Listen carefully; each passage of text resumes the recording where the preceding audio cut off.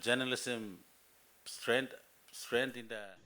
The 3 day of inquiry into the role and impact of media in Papua New Guinea unearthed an interesting predicament that faced the mainstream media industry in Papua New Guinea. The perception that there is a drop in the standard of journalism and the quality of journalists in recent years has been attributed to many factors. As highlighted by the PNG Media Council president and seasoned journalist Neville Choi, many media houses have to retrain students because they are not grasping the basics that lead to a promising career in journalism. What the MD of NBC mentioned yesterday is the challenge of newsrooms having to retrain journalism graduates so that they're industry ready. That's been happening since the early 2000s. Our journalism training schools can only work with what they get from the secondary education school system. So this problem is a bigger problem than just, oh, media, you're not doing your job and you're dropping in standards. So the universities can only work with what they've been given from our education system.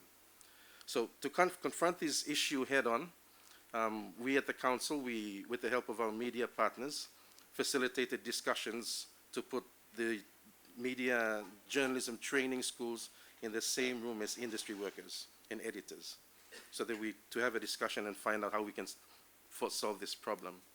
So both universities, UPNG and Divine Word University, told us the same thing, that the quality that they're getting from secondary schools into university, it varies so wide and has two extremes of some very good but some very poor. And they told us that as universities they can't keep doing basic grammar and trying to build up students' basic grammar knowledge. Papua New Guinea's renowned independent journalist Scott Waide called for more funding to be put into the system to improve the facilities and teaching and learning. The money has to go to the education institutions. And there has to be significant investment in the education institutions. At the moment, suppose you go to UPNG, they're in a sorry state. They're in a sorry state. They don't have the equipment to function. They don't have the lecturers to teach. And the quality of the students that are coming out, I can honestly say that in the last 8 years when I was with MTV, I didn't recruit from our journalism schools, unfortunately. And it's a reality. I've recruited from people from other sectors, other professions, and then trained them because it's much easier to do that.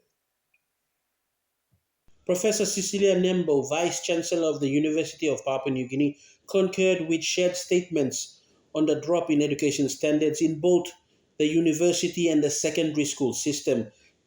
She says academic staff of the university should not be viewed as public servants and paid at their level, but universities must be independent and be allowed to provide packages to lure and employ qualified lecturers.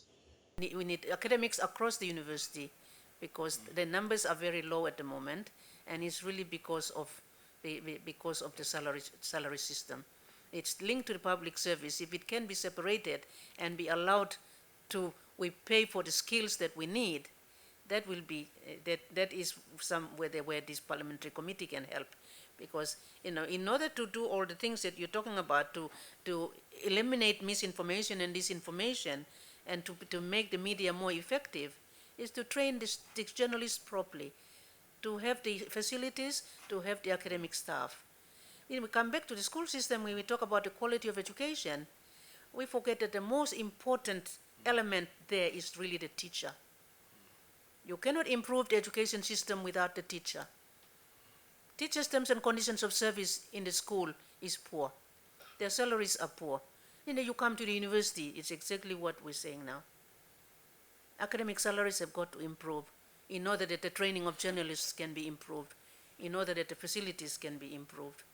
Scott White also emphasized the need for education geared towards utilizing recent and trending innovations in artificial intelligence and ICT. With the advantages of ICT now and the advantages of the internet and mobile phones, you can train journalists within a university without having to produce a printed newspaper.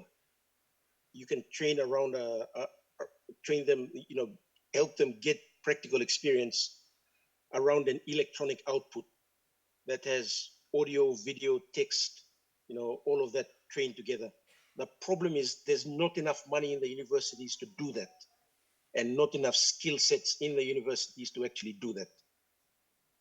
The media landscape has evolved much faster than the universities can keep up with. One time arrival blow artificial intelligence, even our teachers in the high schools and primary schools, even the policy makers, even the decision makers are not prepared for it. They're not prepared for it.